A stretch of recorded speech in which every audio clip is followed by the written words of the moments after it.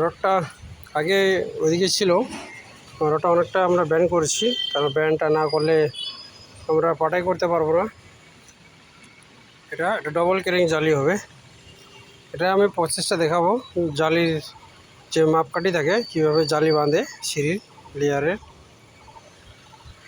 সিঁড়ির দু প্রকারের লেয়ারের হয়, এটা সিঙ্গেল হয়, একটা ডবল হয়। তো এটা ডবল আছে, এটা ক্যারিং উঠাতে হয়, আরটাতে ক্যারিং উঠাতে হয় না। তো এই যে সিঁড়ির পাটায় কাজ চলছে।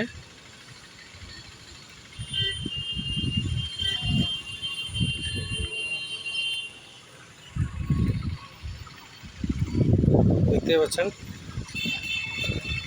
এটা আগে ফাঁকা ছিল, এখন এটা কভার হচ্ছে।